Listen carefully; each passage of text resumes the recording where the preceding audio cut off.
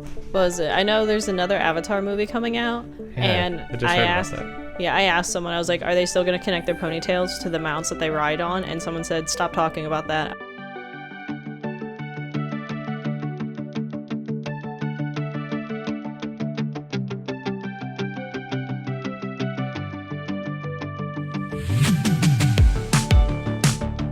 Hey everyone, welcome to another episode of Pointless Discourse with myself, Hoppocalypse, and Itisdpayne. Like I said, I was ready, but then I realized I forgot what word we were on.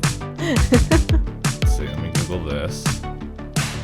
We only have so many left. We just gotta enjoy them for what they are. Yeah, I know the big thing is we noticed there were none for South America. Yeah, according to this list, South America doesn't exist.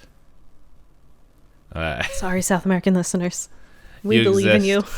Hey, we know that you exist because in December we were the number one listened podcast in Peru. Comedy podcast. Comedy podcast. Yep. So, Du Mei Lang, which is hello in northern Sotho, which is in the south of Africa. It's like near the southern tip of Africa. Mm-hmm. A little bit inland, like southeast. Okay, but yes, we do have, at least in the last 30 days, at least one listener from Brazil. Woo! Looking at the many stats that that I don't know how to Anchor read likes to anymore. throw at us, yeah. Oh, and there's an Argentina. What's if I do all time? That's what I was right about to click. Oh wait, that just changes the pie chart. Yeah, I don't. Okay, so maybe it's not in the last 30 days, but we at least have had listeners. Oh, it went from 1% to 2%. And, nope, I'm a liar. I thought you were off. Yes. Hey, 2% listening in Egypt. They like Better Off Ted.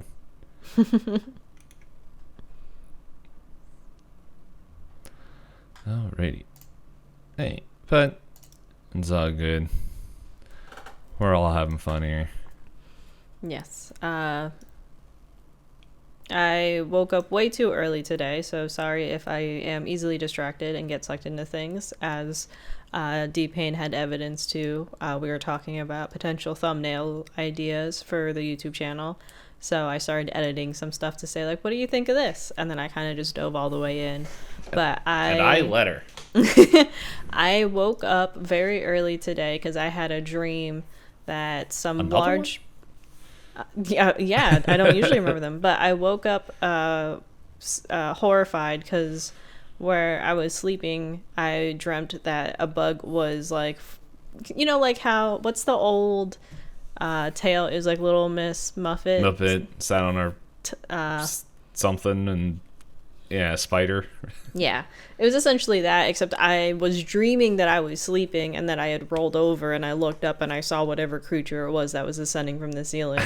So I couldn't go back to sleep because it was dream. In the dream, it was the same place I was sleeping, but it was very early. It was like 7 a.m. So I didn't get much sleep. So, hello there. No! So that's me today. Yeah, I'm still confused about my dream the other day.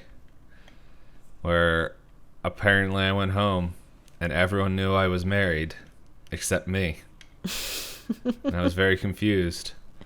I told my brother and he started singing. He's like, and this is not my beautiful house? Was this not my beautiful life as the days go by? And I'm like, that's what it felt like. Didn't hear that song like in a while, but the perfect soundtrack to that dream. Yeah. So, but I did wake up late, so that was fun. And you had places to be, not late, because usually when we say in the podcast that we woke up late, it's just for us meeting for the podcast. But with us squeezing recordings back to back to back, you had places to be this morning too. Yeah, it's a Sunday, and I have to be because I work for a church, and so I had to be there. I got there eventually. It's like I wasn't super like I wasn't like scheduled for anything. So like I showed up. I was like, okay. Everything ran smoothly. All right, that's not so bad. Yep. But yeah. Yeah, I saw a TikTok where I guess somebody traveled to go to a concert, and the TikTok showed that the clock in the hotel room was at midnight. Oh no. And they said, I traveled and I took a nap and I missed the entire concert. That's terrible. That is why I have travel anxiety, where like when I used to work travel, I would consistently basically only sleep like 2 or 3 hours before I had a flight, because my body was like, I had trouble falling asleep because I knew I had to be up at a certain time to make the flight in time. And then my body would wake up too early because it was like, if I don't wake up now, I won't make my flight. Yeah. It's definitely one of those things, like whenever I have to return, like especially from cons, because like if I'm visiting family and all that, it's like it's a little bit easier going, where family will be like, oh yeah, we'll just take you to the airport, and I'm like, I'm not super stressed out about that. I'm more stressed out like if I go to like PAX South no longer exists, but when I went to PAX South or TwitchCon, where I would be staying with friends also renting a place, and be like, and so like for me, I'm like, I'm not going to schedule my flight early. I'm going to schedule it at night, and I'll just sit in the airport all day. I rather do that than worry about friends scheduling and all everything else. I'm like, it helps me. Yeah, I had a friend that was like, hey, can you give me rides back and forth from the airport? And where I live, I'm pretty much no more than 20 minutes from Philadelphia Airport. So, like, easy enough, right? So I go to give them a ride, and they're like, okay, so our flight leaves at, like, 6 a.m. I was like, oh, okay. That would have been nicer to know to start. I think they had told me, and I just like, because it was one of those like, oh, can you give me a ride? It's this. I was like, okay, just remind me when it gets closer. So then I think I drove them to the airport around like 4 a.m. But so then like I tried to work, and then I was we have an afternoon meeting too. So I go to the meeting. I said, I got like nothing done today because I messed up my sleep schedule to take someone to the airport, and I took a nap. And they were like, well, thanks for letting us know. Who should we hire? Yeah. It's there's only one time, actually no, 2 times I missed a flight.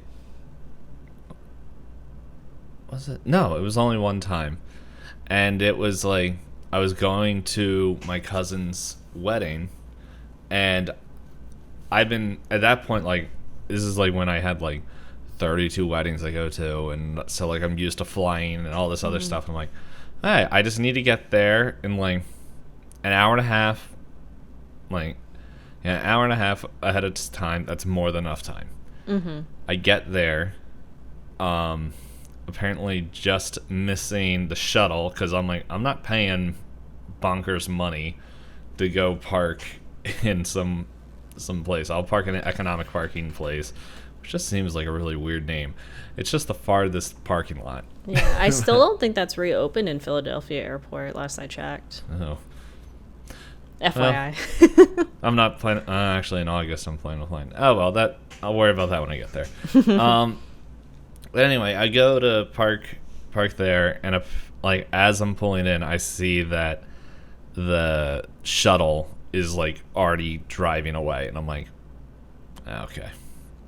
So, and it was like just before like the time where they started going every 10 minutes. It was like every 20 minutes. So like I'm like, okay, that isn't bad.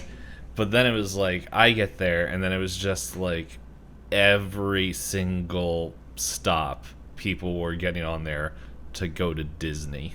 And so it was just families just with their children slowly packing their bags on there. I'm like, oh my gosh. And so I get there, and I think this is mainly just a local airline for us, Frontier. well, I say local, but I think it's based in New Jersey or something I like that. I think Frontier will do the East Coast. Yeah, I don't know if it does anywhere else. It will at least, I think it will go out to Tennessee because that's where it was going. Okay. Like I don't think they do cross country flights.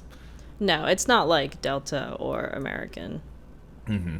And so like I get there and I find out and they're like, oh, we close the gates 40 minutes before a flight.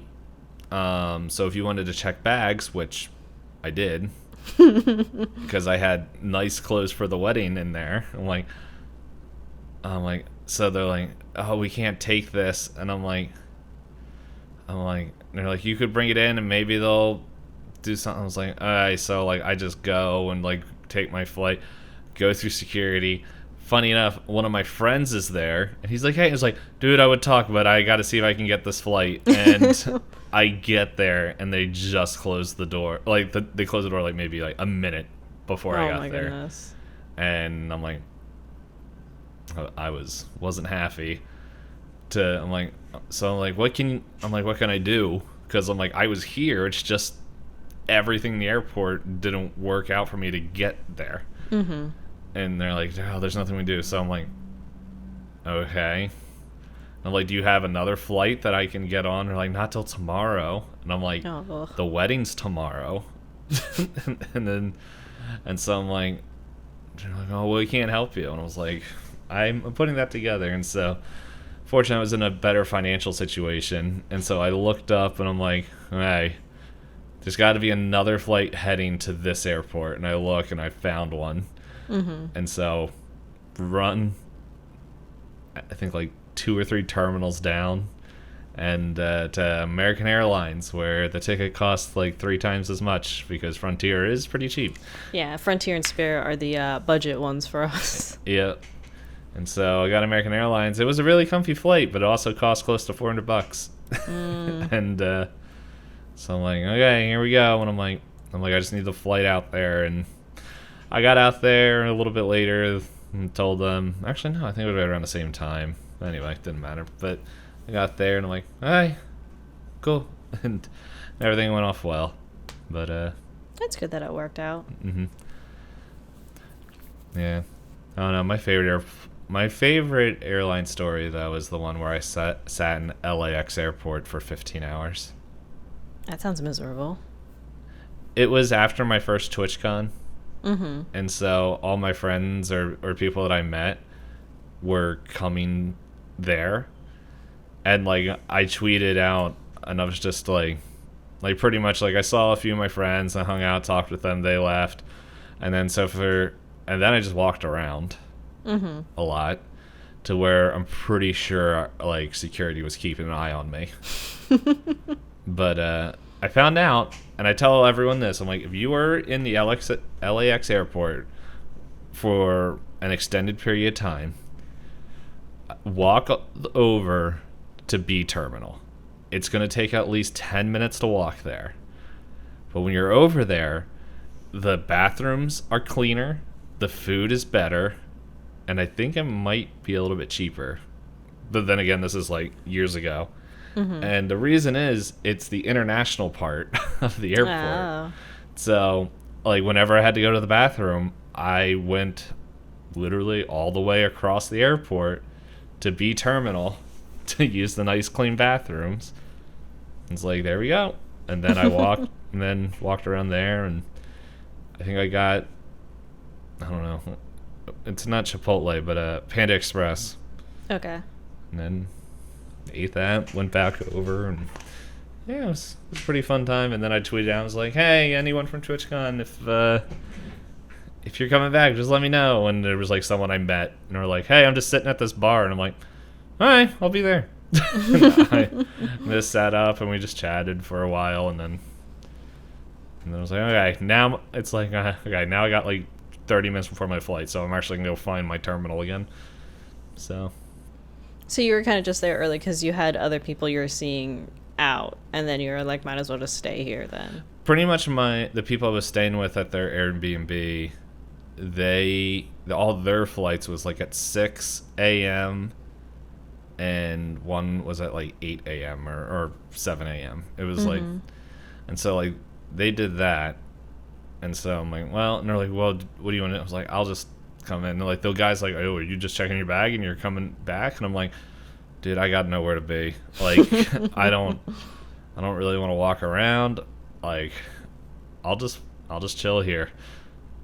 And he was like, oh, okay. So I did. And yeah, and then you thought I would learn my lesson the next time, but I didn't wait 15 hours. But this airport was a lot less fun to wander around. That one was only like a 6-hour wait. So. Which airport was that? The second one was, I forget. It wasn't LAX, I know that, but it was like a smaller airport in California. Okay. It's like, I bet I could look on the badges behind me and find it, but yeah, it was pretty much just like a really long hallway. I was like, I'm like, okay. So I walked back and forth.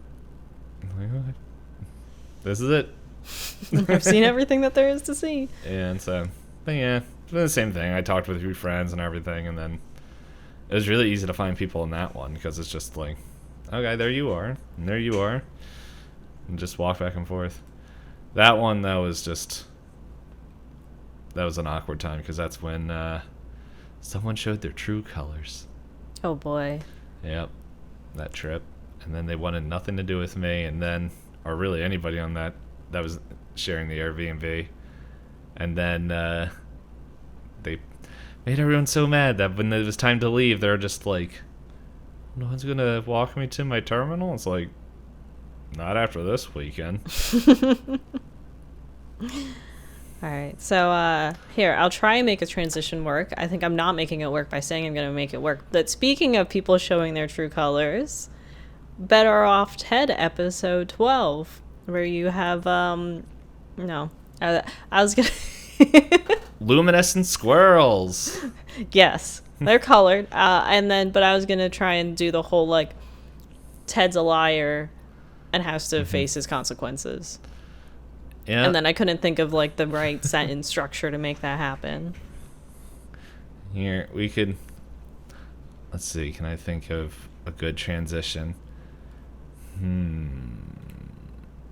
Well, just like the new season of What We Do in the Shadows is coming out, we have a new episode of Always Ted something. I forgot what it's called. Better Off Ted. Sitcoms. But yes, so feel free to roll your dice, Discourse, and then we'll get to see who gets to do the synopsis of this episode. If you've somehow stumbled on us reviewing episode 12, we've been going through all the episodes where we go over kind of what the episode's about, reactions. I have my list of questions to talk about the episode, and we're almost done. One more episode after this. Yeah. Since we're only doing season 1 for right now. I rolled an 8. I rolled a 7. I figured. I was like, that number. Okay. Well, I was about to say next week we get to announce what we're doing next. The way when I said what's fun, it made it sound like this wasn't fun, which is. Some of the episodes weren't as fun, but some of the episodes weren't as fun. Also, this reminds me to send you a message about tomorrow. Yes. Okay. We might not be talking tomorrow, but in the end, that doesn't change you, the listener. You'll still hear into the next episode in a week, theoretically. Okay. So. But yeah, so here's the synopsis of the episode. We start off with Ted walking out on stage, and he's like, I'm a big liar, poopy pants. Let me tell you how it worked out. It was like, it's very much like one of those movies where it's just like, you see your protagonist, and they're like in a car that's about to crash with like a gopher, and like cops coming behind them shooting lasers, and then there's like the mob next to them in another car, and then it like freeze frames right before the crash, like, hi, my name's Ted. I bet you're wondering how I got here. And then I think the term is called media res. I forget what the term is, but yeah, it is a popular trope. But pretty much we go back in time and to find out how Ted gets on this stage, to where pretty much he tells, which it's funny because I think, does this episode start off with the commercial? Yes. So it's the first one in a long time. Yeah, so it starts off with the commercial of pretty much the Viridian thing of how they're going green and everything. And then we go back in time where Linda's like, hey, I want to be part of this. Well, Ted's like, oh, so we're not actually is talking with Linda. Sorry. Start over. Ted is talking to Veronica about this green stuff and the greening, and Veronica's saying, yeah, no, it's a lie. We're not doing anything. It's just to make people think we're working on projects and pretty much not really doing anything at all. And he's like, okay. To where he runs into Linda, and Linda's like, I want to be on this greening project. And he's like, well, I got to tell her straight up, yeah, you can be part of it. And yeah, I think the order was Linda asked to be on it, and then Ted goes to, he says, I'll ask Veronica, and then he goes to Veronica, and then Veronica says it's fake, and then Ted says, there's a commercial for it, though. The commercial says we're doing that. So that's why I think it's that order. And then Veronica goes, I never said there wasn't a commercial. There's just no projects. Yeah. To where he allows Linda to work on greening the rooftop, but he's like, but yeah, you have to do it by yourself. Like, and keep it a secret. Keep it a secret, and it's only you working on it. He's like, I'll do it. He's like, oh, so you're not going to take... Oh, okay. And like just trying to like make it so terrible that she doesn't do it. So anyway, she's working on that project, and she's sneaking stuff in to where Ted is trying to keep Veronica pretty much like just distracted because he had to move money around to decorate, pretty much to have this project happen. And he's talking to Veronica in front of an elevator while another elevator, I think, opens down the hallway. And there's Linda with all the plants and greenery and worms and just like waving. And he's just like, no, the stuff is the Jabberwocky project. And he's like, you know what the Jabberwocky project is? Yes. I do. And so from there, it's pretty much nobody knows what the Jabberwocky project is. And it keeps going and going and going until everybody in the company wants to be on the Jabberwocky project. To where it gets to the point where Ted has to tell Veronica that this was a lie. He was moving money around because he couldn't tell Linda no. And it was to fund the greenification of the greening of the rooftop. And so he's like, well, she informs him. It's like, well, we got to do this whole, like, everyone believes in this thing. And so now we got to do this, I forgot what the word's called. Presentation. Not production. Yes, thank you. Presentation to the upper, pretty much to the Viridian higher ups, and they make a PowerPoint presentation in about 20 minutes, and then have a video, which I don't know, worked out really well. And so they did all that, and which was making me laugh of remembering when the show came out, which it says right here, it aired in 2009, because at the end of the presentation, Jabberwocky coming in 2012. And I'm like, wait a second, that already passed. So, yeah, so they did that, and everyone's just like, wow, that's amazing. The other side of this story is, it's not really a huge focus, but Phil and Lem, they pretty much think they disappointed Ted by making an unbreakable plate that weighs too much. And so they're like, oh, we got to fix this out. And then Ted's like, no, don't worry about that. And they're like, we want to be part of Jabberwocky. Oh, no, they make a plate that catches on fire when it hits. Stuff.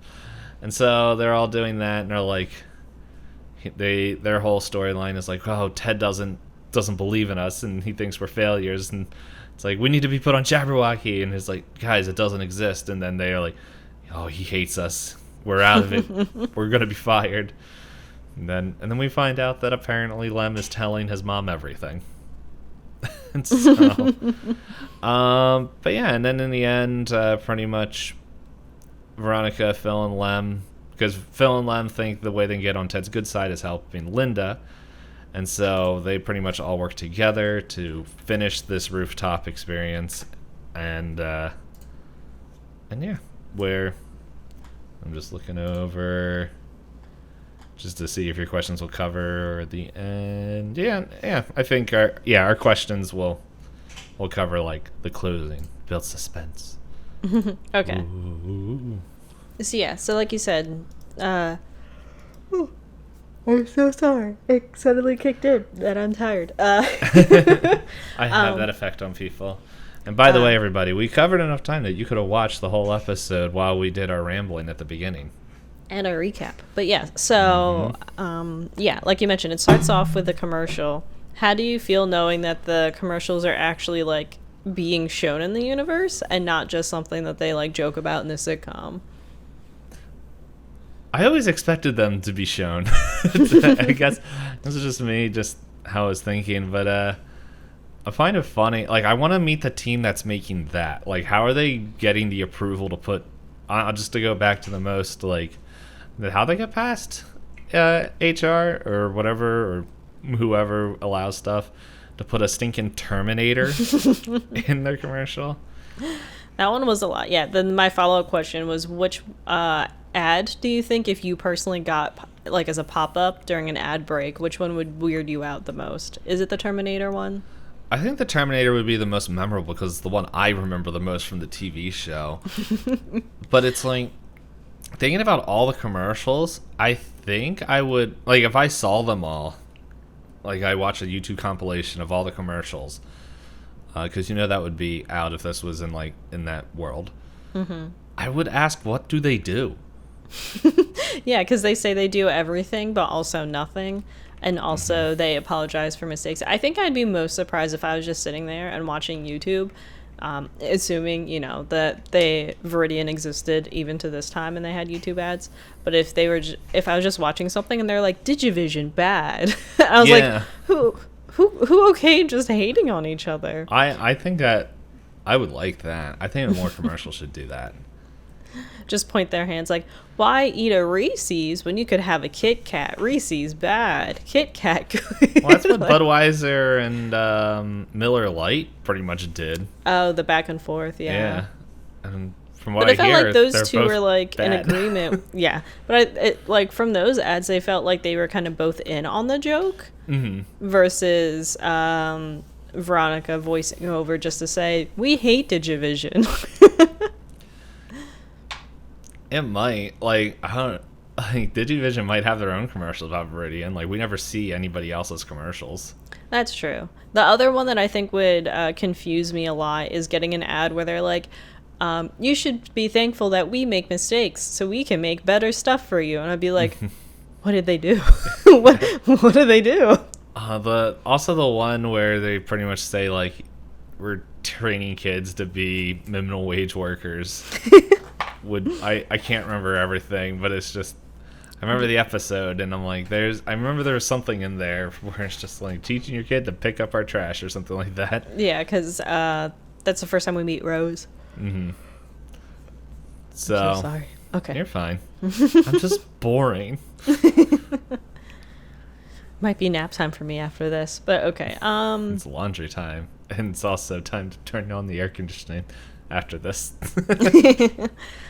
So when it comes to the commercials, what surprised you more out of these two things? That Viridian lies in the commercials, or that Linda and Ted actually believed in what they said in the commercials?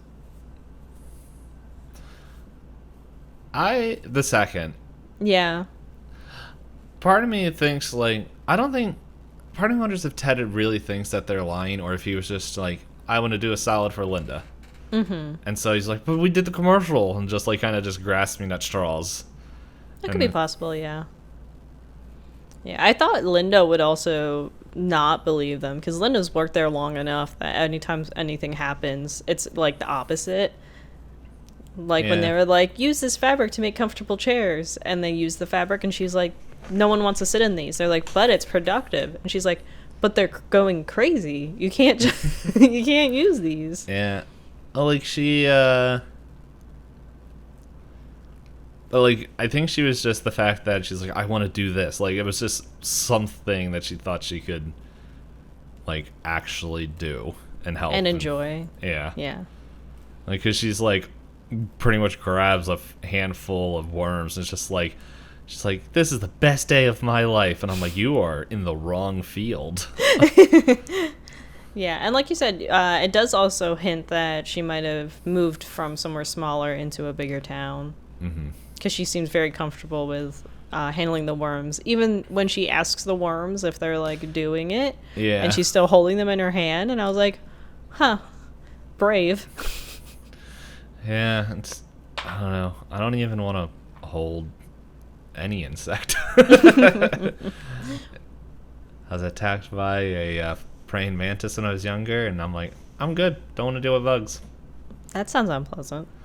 Yeah, apparently I deserved it according to my mom. So you mentioned, so you think Ted was kind of grasping at straws to be able to do something for Linda. Yeah. I think that's possible, but at the same time, like, I don't know, like, I think Ted wants to think the best in Viridian, but at the same time, I think he knows too much about Viridian. Like, I think because he does kind of roll over when Veronica just says, no, it's not a thing. And Ted's just like, must not be a thing. Yeah. Well, like, I'm wondering if he's more of like, we wouldn't outwardly just straight lie about something like that. It was like, we might, like, it either might be something that was coming out or working on. That's true. And something like saying greening something can be generic. Like maybe they just switched, like in another episode, they talk about how they saved money by using motion sensor lights. That is technically more green because you use less electricity. Mm-hmm. But they're also doing it to not spend money on electricity. Yes. And also the whole way they did that didn't really, didn't work out. Yeah. Didn't work out the way they were hoping. But yeah, it's because like, so for the example of the church I work at, they have technically done greening because they're switching a lot of their lights from certain lights to LED lights because they use less electricity. And it's like, but their whole mindset isn't like, oh, we're being mindful of the planet. It's like, this is helping us save money, right, in the long run. And so, but still, so technically true. It's technically greening, but it's like I know they don't look at it that way because I've been in the meetings.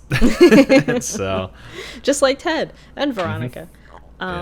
So you can, since you mentioned that he's doing all this for Linda, is that why you think he just keeps digging his own grave to the point of no return, essentially? Yeah, it was like it was one of those things. Like as soon as the episode started and like he told Linda, yeah, you can do this. I'm like, oh, this is the lie episode. I'm like, I just didn't like that in this episode that they opened it with him obsessing over Linda. We already know as viewers, and we can already guess that he'll lie for her sake. They didn't have to do that whole montage where it's like, this all started about a girl and gunplay, but it was all about a girl. I was like, yeah, we all know Ted likes Linda. I wonder if this episode is supposed to be earlier. Oh, maybe it was filmed and written earlier, and then they kind of just swapped the orders. Yeah. That could be possible. Because I was on ABC. I'm like, I know Fox pretty much ruined Firefly with how they ordered episodes. I still love that show. Oh, I like it too. It's just it wasn't easy for mass audiences to enjoy. That is well, it doesn't true. help they start on episode 3. And then it's like episode 1 shows 2 weeks later and you're like, wait, what? Why'd they do this? That would be a fun show to go through. My shelf, I would love excuses to go over Firefly. You can't see him past this chair, but I have essentially a Firefly shelf. Oh, you can't see him. It's a little Washburn. and then I have Kaylee's bear, and then the ship itself. I used to keep this at my desk at work, and it's all magnetic, and someone knocked it over, and they freaked out. I was like, oh no, it's easy. Yes. Oh, man. Yeah, because I watched that, I think... Because I watched it late, because pretty much when I went to college, I just stopped watching TV and movies in general. And so, like, I never knew it came out. And then a lot of friends from when I went to school in New York were talking about it, so I watched it, and I was like, oh, this is really good. I watched it later, and then... That was weird. You good? My hands are not on my mouse or keyboard, and the page just scrolled. So, there's a ghost. Pay rent. But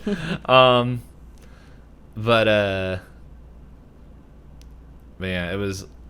I remember before. I'm trying to think if it was before or after I watched it. I think it was after I watched it, because then I worked at. Because then I went back and worked at the camp, and they were telling me about it, and we were talking about it, and then pretty much, I'm trying to remember everything, but like pretty much I was really close to the whole production team, because I was technically part of the production. I was the evil bandit. Yeah. And it was a cowboy themed camp, to where I found out that apparently I was saying words that I wasn't allowed to say in front of the kids. Boy. Like, I wasn't cursing, but it was more like, you dang childrens, and it was like, and then everyone's like, but I didn't have my glasses on, so I couldn't see like facial reactions, and then like the guy who's in charge of like the program is like, yeah, we're not allowed to say those words. Like, they have like a whole like class that apparently I slept through, even though I was like in charge of like, it's called mommy time, where it's just like, here's the words and stuff you shouldn't be saying in front of the kids, and apparently I broke all of those rules. Nice. But I was masked and no one knew who I was, sort of. But yeah, anyway, the whole reason that came up is like, I was talking about them and the production team. They were talking about Firefly, and they're like, at the time, they're like, yeah, Dpayne, I could see you as Mal. And I'm like, I feel cool now. I'll talk to you more. I accept this. I'll accept your friendship. Right. Yeah, so yeah, maybe it is that the episodes were ordered weird, because it felt like they drew out the whole Linda Ted thing, and it's kind of been well established for a while. Even where in other episodes they kind of just hint at it now, like, oh yeah, we already know. But yeah, it's also weird because like, just to kind of go towards, well, it kind of happens throughout, where it's just like they hug and they're just like, oh man, and then it's like later it's like, oh, we're gonna hug again because we're gonna hug, you're gonna initialize it, and just everything. And it's just like, oh, they do mention that she has a boyfriend, so it can't be that early into the show. Maybe it's like, it's one of those things where I'm like, I wish the show would just be consistent on like where they are, because it's just like, oh, are they, and it's just like, well, no, like, I don't know. And once again, I said this in other episodes, I guess it's where I have an issue, where it's just like, okay, if she's having all that stuff and she's like, oh no, I got a boyfriend, can't hang out with my boss, then it's like, okay, then you obviously don't want to be with him. Like, I don't know. It's just like, I find it, I guess I find it a little bit weird, where she, like, at the same time, I've never been in that kind of situation where it's just like the person that I'm interested in who's dating somebody else is also hitting on, like, kind of not so subtly hitting on me the way Linda would. So it's just like, I'm like, no, it's like, come on, get your own stuff in order and then go chase after Ted some more if you want, because I don't know. It is weird. That whole relationship was pretty much built to make Ted jealous. It was, and then it backfired. Because Ted was like, oh, I really like the guy, and then it backfired again, and Ted's like, you know what, no, I hate him, darn him. Yeah. So then let's see. So yeah, so Ted kept digging in his own grave to the point where the company, like you said, it blew up to the point where suddenly everybody was talking about Jabberwocky. People were like, I wish I was on Jabberwocky, or lying about being on Jabberwocky to brag to other people. Were you surprised the company had such bad communication up the chain? Because, like, the scene where Veronica goes in to talk to her boss, and she's like, Jabberwocky. And he's like, Jabberwocky. Yeah. I like how everyone, like, whenever they hear about it the first time, it's like, it's that conversation. And just, yes, I was making sure you knew. Yeah, I am very aware. I didn't know you knew. I did like this scene with Veronica and Linda in the elevator. And Veronica's like, can you tell me anything? I want to make sure this is going well. And Linda's like, what was it? I got a bucket of worms and Ted drank urine. Ted drank urine. And then she's like, what? And I got Ted to drink urine. Yeah. Did you enjoy seeing her panic trying to find the secret? Yeah, and I just like how she's just like, just tell me. I don't know what this is. And everyone does. Yeah, she's laying on the floor in Ted's office. What was her first line? I'm trying to get to know you better. Yeah. Yeah. I guess it doesn't really surprise me that there's bad communication, because it's like, at where I work, and there's considerably less people. There's like less than like 40 people that work where I work. Maybe less than 30. I don't know. I don't keep count. And there's communication problems there. So it's I guess I don't find it.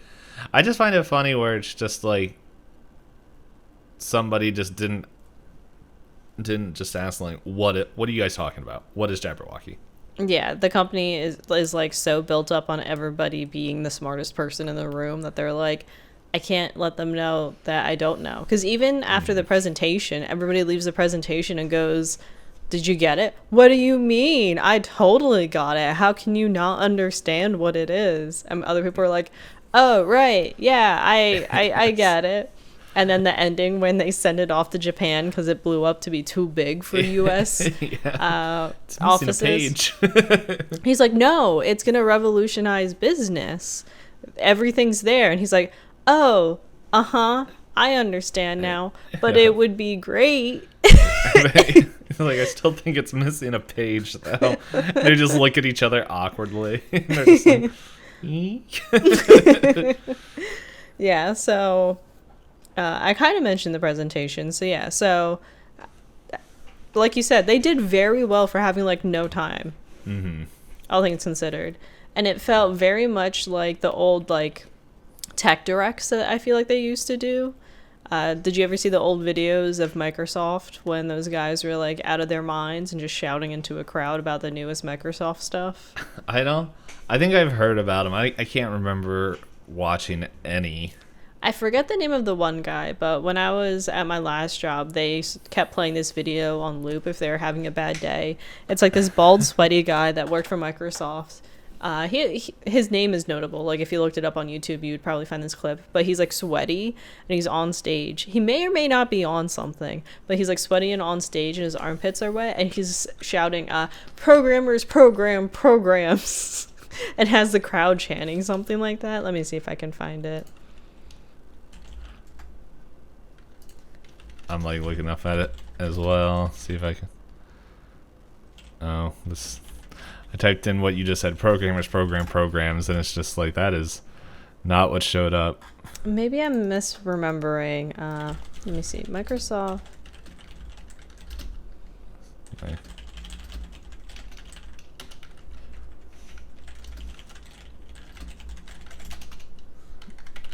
Maybe it's. Oh, yeah, I think I found it. Did you? Okay. I just wrote Microsoft conference yelling. I hope... I'll send it to you. Hope this is going to find out what actually gets recorded.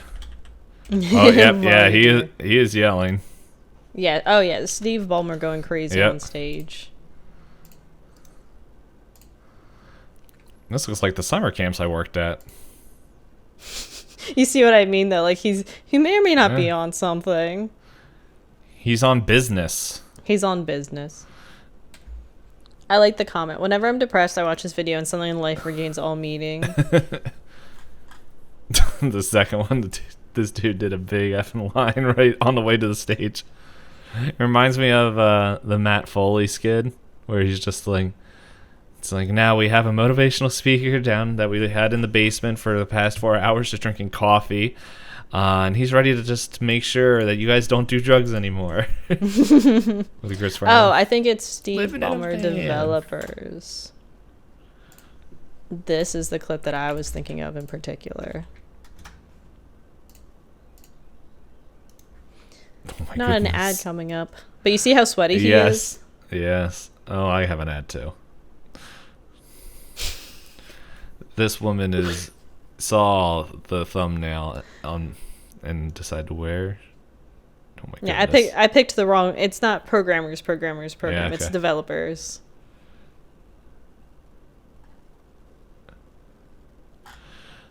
Oh my goodness, this man is so sweaty. I like this one comment. I'm a software developer and everything he said is true. Oh, my comments aren't loading. It's like, what the? There is nobody more unpredictable than a man who is not ashamed of his body sweat.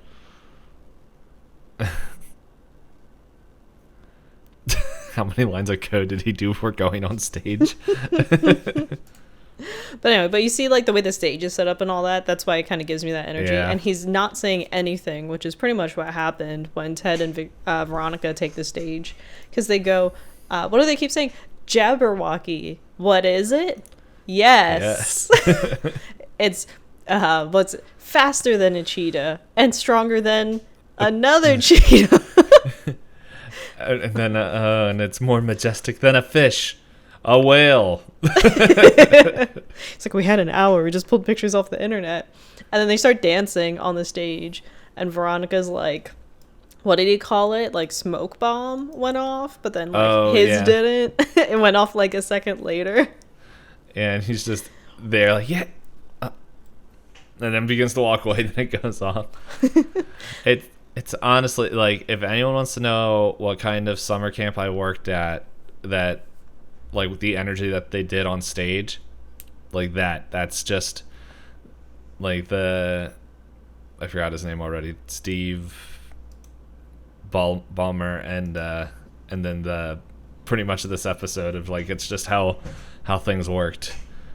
It's a lot of energy that I cannot exude for anybody.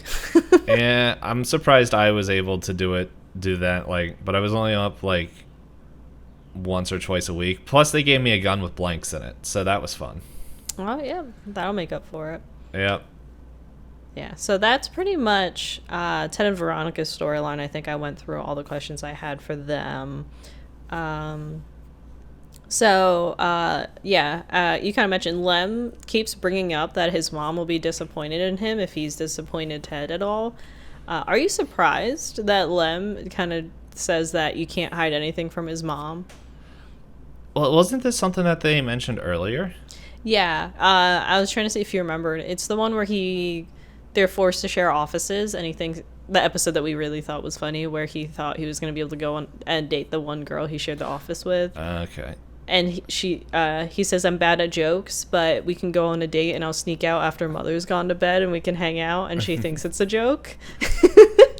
Yeah.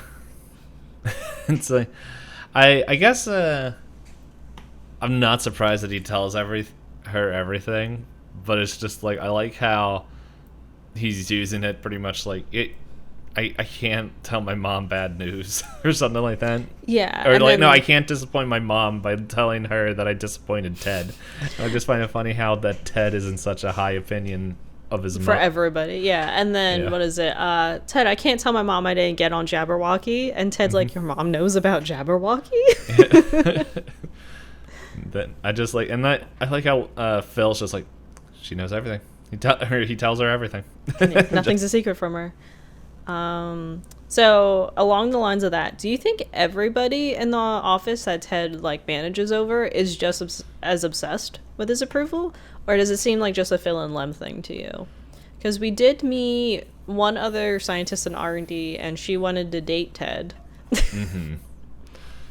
I can't remember if Dr. Bomba works. I think Dr. Bomba is just, he's like, dude, like, they can't touch me.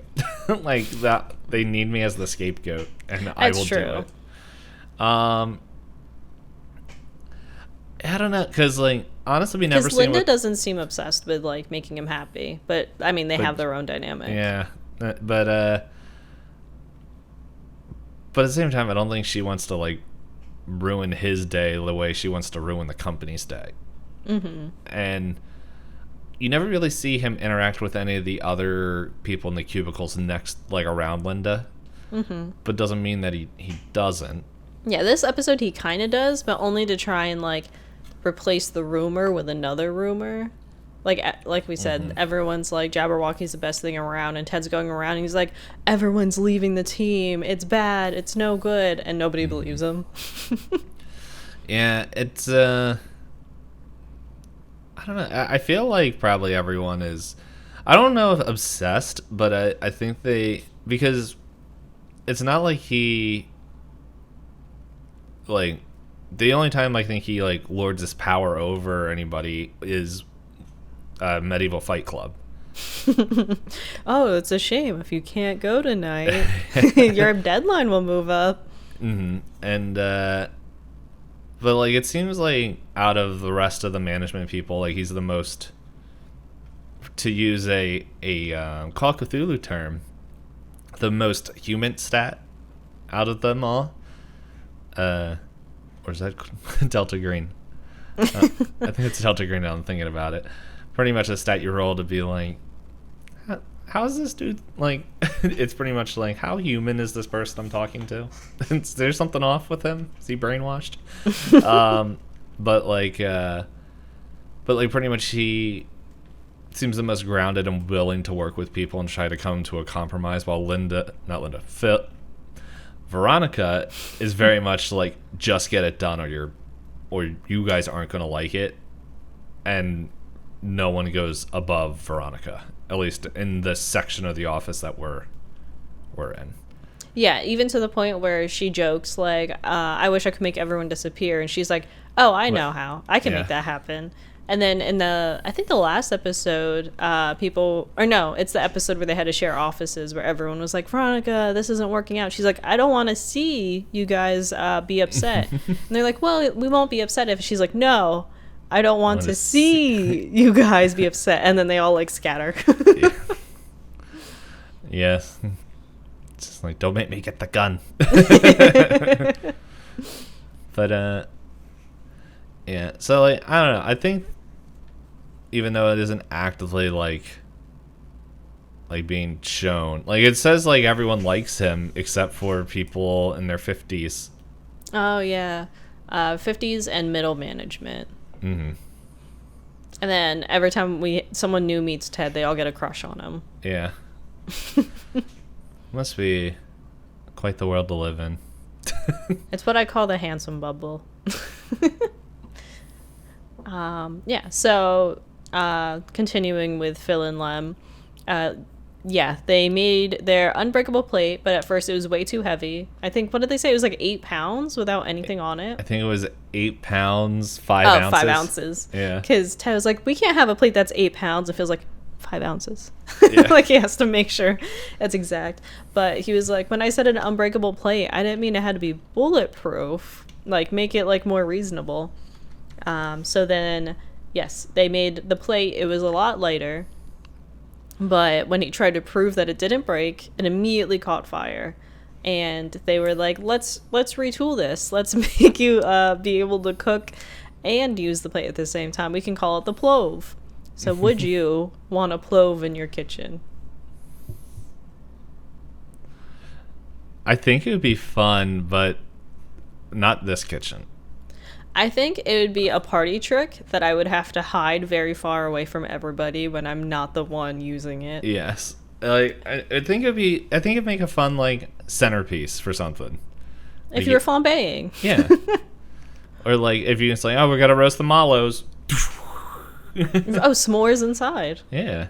Just make sure it's not underneath your smoke detectors. Yeah, and then I did feel very bad for, what was her name, Carol? Because Phil has the plate on fire, and he's like, yeah. I'm gonna leave this here. She's And then like, Ted okay. and Ted's like using her vase of flowers and dumping the water to put the fire out, and Ted's like, hey, it's better than when that guy shot at you, eh? And she's like, just end me now. Oh, okay, hold on. I have a question because I don't see it on here. Okay. What do you think of Phil shooting the gun? You should not shoot it like that, and Yeah. I agree with Lem for the way he was acting was less than appropriate. It's like, you do realize when you say words like that, you sound more white. Yeah, because Phil was very much doing what you like the stereotype of like I guess gangs would do in movies. You hold the gun a certain way, you use certain phrasing, and Lem was like, absolutely not. Yeah. Never do that again. Then he does try one more time, and then Lem like puts the kibosh on that pretty much. Just like, no, stop that. Yeah. Oh, speaking of them, I thought it was funny how not coordinated they were throughout the whole thing when they've been working with each other for 10 years. Because this whole episode, what is it? They were like, they were going to go confront and talk to Ted, but they're like, oh, I thought we were going to go aggressive. Because like, Phil's like, Yeah. hi, Ted. And Lem's like, look here. Oh, we're not going aggressive. Too aggressive. Yeah. Like, I think that's probably them just stressing out because they're like, oh, we're on Ted's bad side. And we're like, yeah. And then with Jabberwocky going as crazy as it was. Yeah, maybe that's like they're a little bit off kilter. A little bit. That's true. One other thing before we move past it, I Googled things that weigh about 8 pounds, and I found a web page that says 7 common items that weigh about 8 pounds. If it's an 8-pound dumbbell, I'm going to lose my mind. I have not seen that yet. Okay.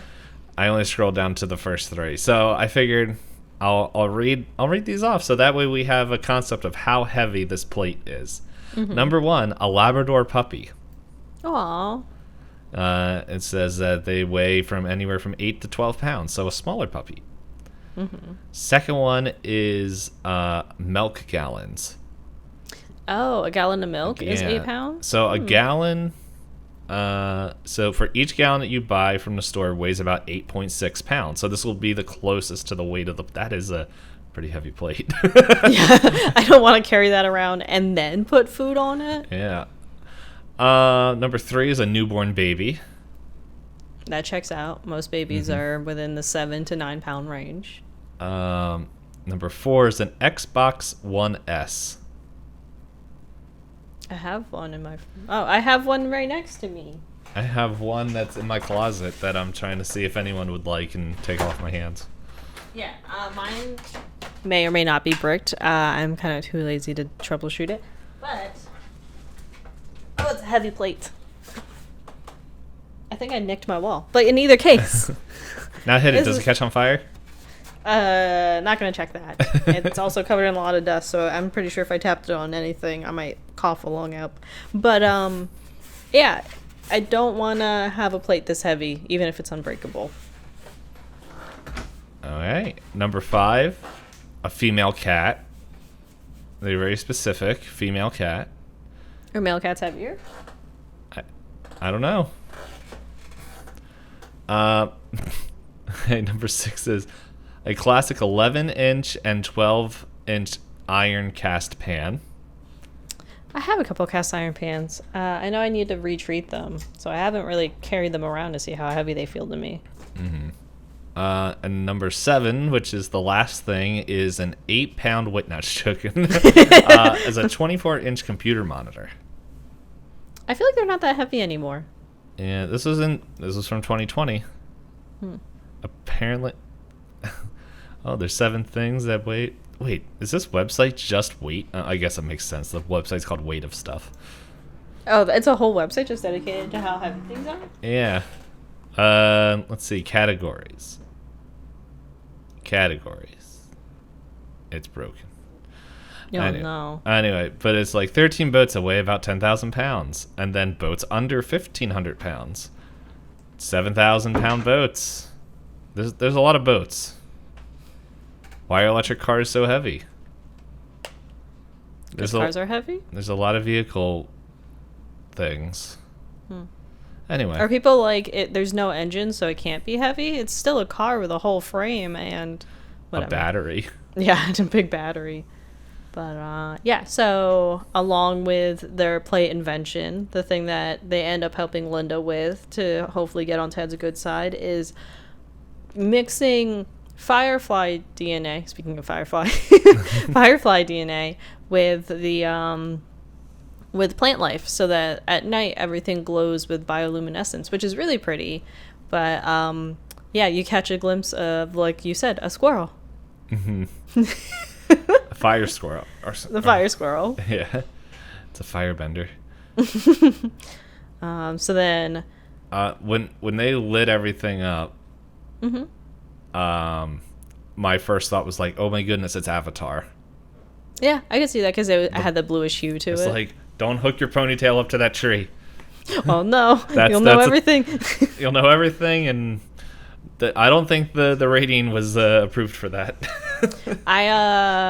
What was it? I know there's another Avatar movie coming out, and I just heard about that. Yeah, I asked someone, I was like, are they still going to connect their ponytails to the mounts that they ride on? And someone said, stop talking about that. I was like, you told me the plot was that it means something. Mm-hmm. Wait, have you watched the first? I half watched it and I got bored because I did not watch it in 3D. It's Space Pocahontas. Yeah, when I said that I've seen the plot before, everyone around me was like, no, you don't understand. It was innovative in 3D. You can't get the real experience if it's not in 3D. And I was like, then it's not well written? Yeah. Did they explain what the ponytail connecting does? From what I could tell, it was very intimate. Yes. It was like the transference of information and also... well, as I like to say on stream, bonding time. Mm-hmm. And then, like, I went and did bond with everything. Yeah, I went and did the Avatar ride at Disney, and I asked Strider, I was like, so they connect their ponytail to the animal? He said, shh, don't ask me that. I was like, okay. But the trees, with the animals. Don't look at with that. Everything. I'm James Cameron. I'm awesome. No, we're gonna look at this. we're gonna pay attention to this. So yeah, and then what is it? The new Avatar movie is in water, but it looks like it's the same movie, but just in water. I guess. Yeah. I was about to make a Dune reference, and then I realized you haven't read the second book. So no, and I don't know if I will until did they announce what year that the second movie's coming out? I don't know. I still have to watch the first movie. Yeah, I was gonna say it would. I also think it'd be a fun discussion for us to talk like book versus movie. Mm-hmm. If we do that, I'll have to reread the book. It's been years. Don't worry. The movie. Oh, I don't even have to read the second book now that I think about it. I'll just have to reread the first book because the first movie is maybe only a third of the book. Yeah. Well, the second book is after. No, I mean the first movie is maybe only a third of the first book. Oh, yeah. Because he doesn't even make it to the tribe. Yeah, I expect how everyone was freaking out Zendaya. It was just like, oh. Just the visions. Yeah, it's like, don't worry.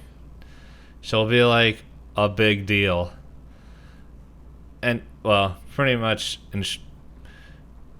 Well, hold on. Do you plan on reading the second book? I might. Okay. I was just kind of upset at how the first book kind of wrapped up. And I know a lot of people said that the other books are better.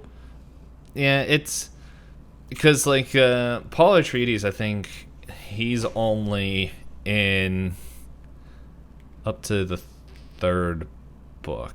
I thought the third book was the only one written by the original author. I don't know. Because I thought that his son picked it up at some point in the so many books. But anyway, back to Better Off Ted. So we went Better Off Ted, Avatar, Dune. So we're back to Better Off Ted. Would you like to have glowing plants? I would like a backyard full of glowing plants. I think it'd be cool. Like, once again, Yeah. I think it'd be a really cool thing if I actually wanted people to come over. Yeah, if I wanted an excuse to be outside, I'd be like, oh, I'll go outside for that. Yeah. I think it'd be neat. Like, honestly, like, when they said that, I'm like, and they showing that off, and, like, it did, like, I know there's stage lights and everything, but it did light that roof up a lot. Mm-hmm. And it seemed like it was safe, and I was like, why didn't they propose this to greening out there? Because I'm like, this looks like something, like, that they could make money off of. Yeah, you'd have parks or recreation areas specifically using this stuff, and you'd be like, charge admission. Very Viridian thing to do. Yeah, like, I'm just thinking of, just not Times Square, the Central Park. Like, just, like, lighting up the paths with the the fire plants. And then you wouldn't need, like, lighting and stuff to have to be maintained with electricity or anything like that. It'd probably be good to have a few just in case. For emergencies or for brighter lighting. But it would at least keep the path lit well enough that people could walk it without needing all electricity. Yeah. Sorry, go ahead. I was just going to say, how many nights do you think you could survive if you yourself were glowing like the fire squirrel? Oh, not long. Well, I don't know. I barely sleep now. It would be really convenient if you got up in the middle of the night and you're like, I don't want to turn on the lights, I just want a snack. Oh, man. If I woke up in the middle of the night, I'm more like, why am I awake? Like, it's hard enough for me to fall asleep. Why am I up? And normally it's like my body's like, I'll go to the bathroom. And I was like, really? And then it's just like, I wake up a little bit more. I was like, oh, really? And, yeah.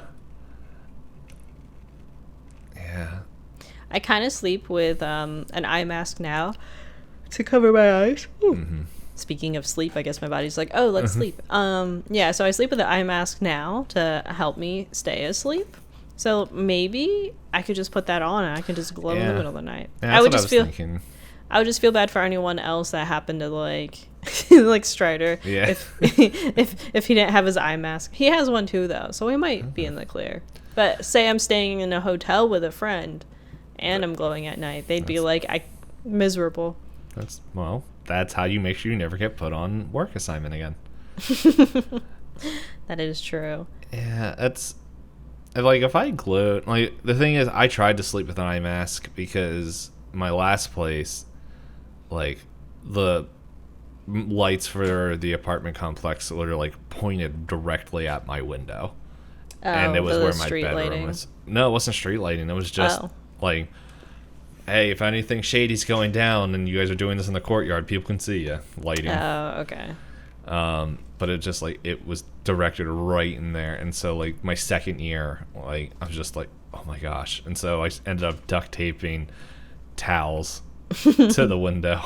And I was like, and then I left one open because I'm like, that way it's like, the light isn't on me. But that way when the sun is rising, there is a little bit of natural lighting coming in. That makes sense. But I tried sleeping with the sleep mask, and I couldn't get used to it. I bought one that was rated well on Amazon, and it's like raised so that like if you do open your eyes in the middle of the night, it's not like it's like pressing on your eyes. Okay. But they do look weird. Like if you didn't know it was an eye mask, you'd be like, is this like a tiny boob holder? Like, I don't understand what this is. Because it's like, it's got the Velcro and then it's like, whoop. And then it comes to each other. Yeah, I saw one where it was just like, it kind of like goes over your ears as well. And it's just like, you can hook it up to your Bluetooth like to your phone or something and have it play music. And I'm like, I don't know if I would want that. Yeah, I saw one person, one commentary YouTuber that I like, he'll buy Instagram ad stuff because, one, he thinks it's funny, and two, his videos do well when he does that. So he bought one of those where it's like it looks like a headband and you pull it over and it has like the earbuds. He said that the worst part is, one, it's one size fits all, except that it perfectly fits his size. So he said he saw reviews where it's like too big or too small, and he's like, unless your head's the same exact size as mine, you're out of luck, because it wasn't adjustable. And that to clean it, because of the way the speakers are in, you have to remove the speakers and the battery pack and then wash the headband and then pull it out and then put it all back together. Yeah. And he was like, it's not easy, it's not worth it, and it's uncomfortable. Yeah, it's like, I remember seeing that, but I'm like, I got a fat head, so it's like, it ain't gonna be fun. All right. Yeah, so this is my last question that I wrote down. Did you enjoy Veronica using phone call excuses in person? Oh yeah. Rodney, I think his name is, because he's kind of a reoccurring character now. Yeah. He was in, I think he first showed up in the episode where they had the clicks, because he was a space guy, and Linda tried talking to him. But yeah. I'm going through a tunnel. You're right there. Oh, sorry, you're breaking up. I can't hear you. Ted, come on, mate. I wish I had the confidence in myself to be able to do that in person to anyone I didn't feel like talking to. I would do it to people I was close to, just to get a laugh. That's fair. I don't know. If I remember, I'll do it to you at PAX. Just, 5 months from now. Yeah, but then it's like, I'll remember and you won't, and then you'll be like, what the heck? Also, it just hit me. PAX Unplugged could be like in 4 or 5 months from now. Didn't that just happen? Where'd the year go? It went to this podcast. But yeah, so did you have anything else in your notes for the episode that I didn't go over? I don't think I had a lot of notes, because it wasn't like... This episode was fine. Yeah, it was an okay episode. It wasn't like there was a lot of stuff where I'm just like, oh, like it was hidden. Yeah, like I just wrote the like lies upon lies upon lies, and, just, like, and then the upper staff, like I thought it was funny them just being confused about what Jabberwocky was. Mm-hmm. So yeah, it wasn't like there was a ton of like things where it's just like, oh man, this is something that will be amazing to talk about.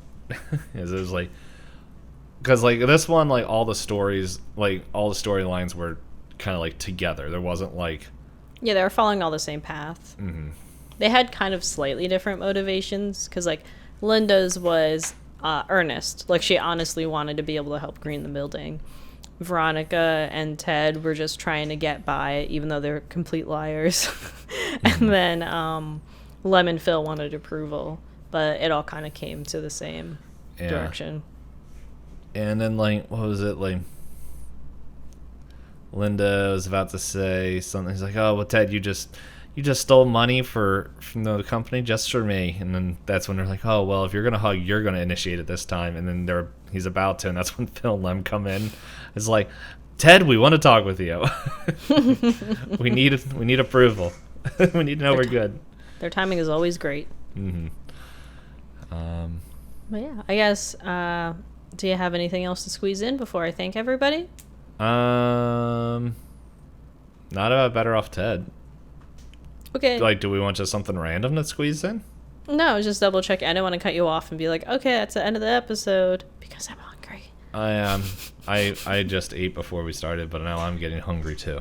All right, then. I do laundry. Yes. Hopefully they're open and available for you. Yeah. Thank you for listening to this far. We always appreciate it. We would double appreciate it if you leave us any kind of ratings, reviews, or comments on things like YouTube to let us know how much you enjoy the podcast. And if we happen to see any of those, we'll be sure to give you a shout out during our announcements part of our episode. If we ever miss that, then we would triple appreciate it if you interact with us at twitter.com/pointlessdisco and let us know that we missed anything. We don't want to leave you unaccounted for. I just know we do have 2 5-star reviews, but they are anonymous. Thank you to those 2 anonymous reviewers on Apple Podcasts. And yes, and then we're on YouTube, and like I said, I'm trying to get thumbnails working. If they're memey enough, let me know in the comments. Yeah. And yeah, one last episode of Better Off Ted. And then we'll be done season 1. Yeah. If you guys want us to go over season 2, then yeah, reach out to us. Itisdpayne has links below and places you can find us.